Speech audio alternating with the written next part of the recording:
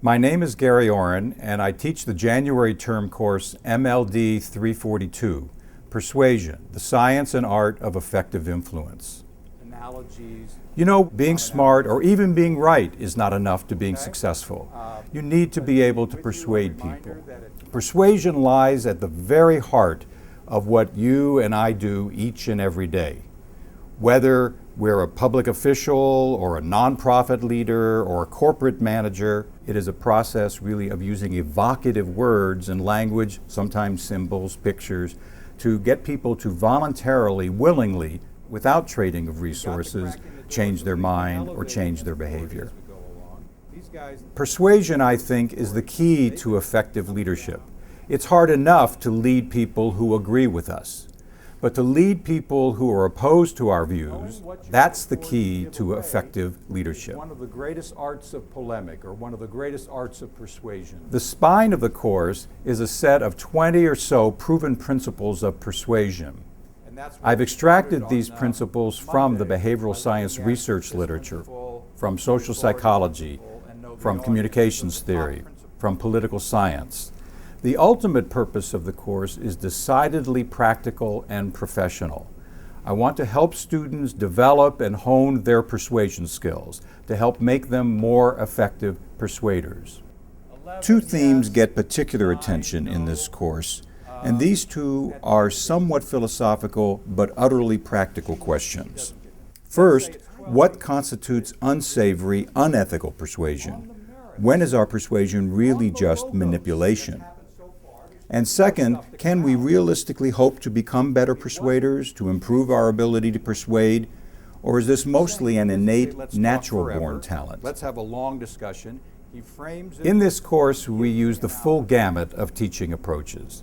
There are lectures and class discussion. We use a lot of narrative cases drawn from the public, private, and nonprofit settings. We conduct role-play simulations. There are many exercises in which the students apply the principles of persuasion to speeches, memos, reports, letters, one-on-one conversations, small group interactions. We pay special attention to the task of how to communicate persuasively using numbers and statistics. There are large numbers of videos which very dramatically illustrate effective and ineffective persuasion. And finally, students have the opportunity to apply the persuasion principles to their own special policy interests and projects. Student participation is important in every course, but it's particularly critical in MLD 342. This is a course in persuasion.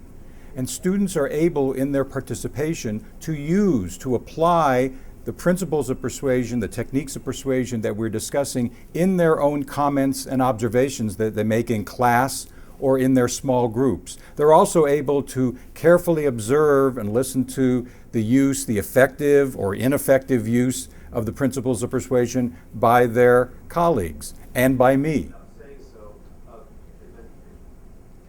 I think in a course like this, the students learn a great deal from each other and their observations. We have a class here that has 40 or 50 countries represented in the classroom. The conversation is rich, it's layered.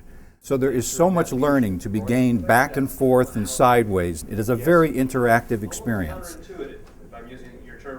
Students often ask me, how does this course compare to a negotiation course?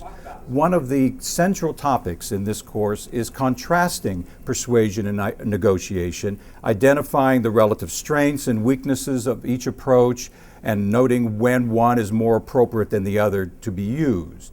Many students have taken both negotiation and persuasion, and they find the two to be extremely complementary, not redundant. Students are also interested in how this persuasion class compares with other communication courses at the Kennedy School. I think it's fair to say that the emphasis in the persuasion course is on one-on-one communications, face-to-face encounters, conversations, small group interactions, where most persuasion takes place day to day. I often think of an observation which Elliot Richardson once made after his long and distinguished career as a public servant in the United States. Mr. Richardson said that in management, 2% of the problem was making a decision, but 98% of the problem was persuading other people to accept it. In MLD 342, we shine the spotlight squarely on 98% of the problem.